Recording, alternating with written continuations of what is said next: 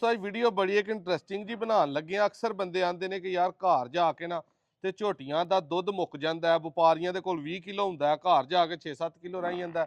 ਪਤਾ ਨਹੀਂ ਕਿਵੇਂ ਪੂਰਾ ਕਰਾਉਂਦੇ ਨੇ, ਟੀਕੇ ਲਾ ਕੇ ਕਰਾਉਂਦੇ ਨੇ, 20 ਦਿਨਾਂ ਬਾਅਦ ਮਹੀਨੇ ਬਾਅਦ ਦੁੱਧ ਮੁੱਕ ਜਾਂਦਾ।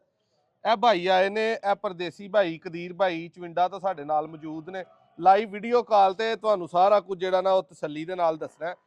ਭਾਈ ਹੋਰੀ ਨੇ ਚਵਿੰਡਾ ਤੋਂ, ਤਹਿਸੀਲ ਪਸਰੂਰ, ਜ਼ਿਲ੍ਹਾ ਸਿਆਲਕੋਟ, ਆਪਣੇ ਜ਼ਿਲ੍ਹੇ ਤੋਂ ਇਹਨੇ ਤਹਿਸੀਲ ਨਾਲ ਦੀ ਹੈ, ਠੀਕ ਹੈ। ਤੇ ਗੱਲ ਕਰਨ ਦਾ ਇਹ ਮਕਸਦ ਹੈ ਕਿ ਭਾਈ ਨੂੰ ਘਰ ਜਾ ਕੇ ਮੈਂ ਦੂਜੇ ਸੂਏ ਝੋਟੀ ਛੱਡ ਕੇ ਆਇਆ ਸਾਂ। ਇਹਨਾਂ ਨੂੰ ਆਖਿਆ ਸੀ ਕਿ 14-15 13-14-15 ਕਿਲੋ ਦੁੱਧ ਇਹਨੇ ਈਜ਼ੀਲੀ ਕਰੀ ਜਾਣਾ, ਠੀਕ ਹੈ। ਤੇ 2 ਮਹੀਨੇ ਬਾਅਦ ਮਾਂ ਜੀ ਤੇ ਇਹ ਭਾਈ ਮੇਰੇ ਕੋਲ ਆਏ ਨੇ ਉਹਨਾਂ ਦੇ, ਠੀਕ ਹੈ। ਤੇ ਲਾਈਵ ਕਾਲ ਤੇ ਕਦੀਰ ਭਾਈ ਤੁਹਾਨੂੰ ਦੱਸਣਗੇ ਕਿ 2 ਮਹੀਨੇ ਹੋ ਗਏ ਨੇ ਇਹਨਾਂ ਨੂੰ ਝੋਟੀ ਖੜੀ ਨੂੰ, ਉਹਦਾ ਕੀ ਰਿਜ਼ਲਟ ਹੈ। ਅੱਗੋਂ ਫੇਰ ਜਿਹੜਾ 2 ਮਹੀਨੇ ਬਾਅਦ ਉਹਨਾਂ ਨੂੰ ਪਹਿਲਨ ਝੋਟੀ ਘਰ ਵਾਸਤੇ ਦੇਣ ਲੱਗਾ ਵਾ, ਤਾਜ਼ੀ ਬਿਲਕੁਲ ਸੂਈ ਹੈ। ਤੇ ਵਾਜ਼ਿਆ ਕਲੀਅਰ ਦੱਸਿਆ ਕਿ ਪਹਿਲਨ ਝੋਟੀ ਨੇ ਦੁੱਧ 12 ਕਿਲੋ ਕਰਨਾ, 12 ਦਾ ਪੌਣੇ 12 ਵੀ ਕਰੇ ਤੇ ਤੁਸੀਂ ਇੱਥੇ ਬਣ ਜਾਣੀ ਹੈ ਪਹਿਲਨ ਹੋ ਕੇ। ਦੂਜੇ ਨੇ ਕਵਾਈ ਉਹਦਾ ਦੱਸਿਆ ਉਹਨੇ 15-16 ਈਜ਼ੀਲੀ ਕਰਨਾ। ਇੱਧਰ ਨੇੜੇ ਲਿਆਓ ਜ਼ਰਾ ਭਾਈ।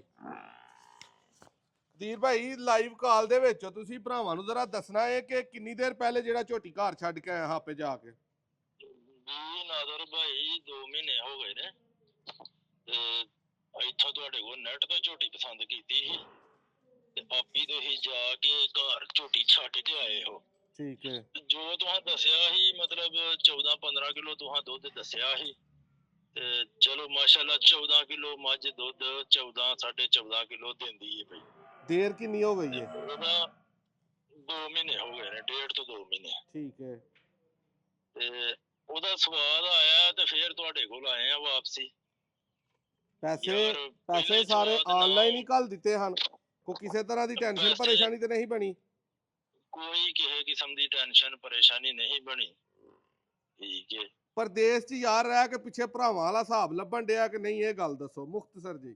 ਨਹੀਂ, ਪੂਰਾ ਸਵਾਦ ਆਇਆ ਤੁਹਾਡੇ ਨਾਲ, ਅੱਗੇ ਵੀ ਮੱਝ ਲਈ ਹੈ, ਠੀਕ ਹੈ, ਤੇ ਅੱਗੋਂ ਵੀ ਤਾਂ ਹੀ ਚੱਲ ਕੇ ਫੇਰ ਆਏ ਆ। ਬਿਲਕੁਲ ਠੀਕ ਹੈ, ਤੇ ਅੱਜ ਵੀ ਇੱਥੇ ਬੈਠੇ ਹੀ ਤੁਹਾਡੇ ਨਾਲ ਸੌਦਾ ਹੋਇਆ। ਬਿਲਕੁਲ ਇੰਜੀ ਸਾਰਾ ਕੁਝ ਇੱਥੇ ਬੈਠੇ ਹੀ ਹੋਇਆ। ਚਲੋ ਉੱਥੇ ਪਿੱਛੇ ਭਾਈ ਆਈ, ਉਹਨਾਂ ਆਖਿਆ ਸੀ ਝਾਤੀ ਮਾਰ ਲਈਏ, ਮੈਂ ਜਾ ਕੇ ਲੈ ਆਓ। ਬਿਲਕੁਲ ਇੰਜੀ ਹੈ, ਠੀਕ ਹੈ। ਤੇ ਉਹ ਆਏ ਨੇ, ਉਹਨਾਂ ਨੂੰ ਦੂਜੀ ਹੀ ਉਹਨਾਂ ਆਖਿਆ ਇਹ ਲੈਣੀ ਹੈ। ਹਾਂ ਬਿਲਕੁਲ ਉਹ ਪਸੰਦ ਆ ਗਈ। ਲੋ ਦੋਸਤੋ, ਇੰਜ ਦੇ ਜਿਹੜੇ ਪ੍ਰਦੇਸ਼ ਬੈਠੇ ਭਰਾ ਨੇ, ਉਹਨਾਂ ਦਾ ਜਦੋਂ ਭਰੋਸਾ ਹੁੰਦਾ ਸਾਡੇ ਤੇ, ਇਤਮਾਦ ਹੁੰਦਾ ਕਿ ਯਾਰ ਚੀਜ਼ ਖੜੀ ਹੈ, ਜਾ ਕੇ 2 ਮਾਹ ਬਾਅਦ ਵੀ ਉਹ ਚੰਗੀ ਹੈ, ਠੀਕ ਹੈ।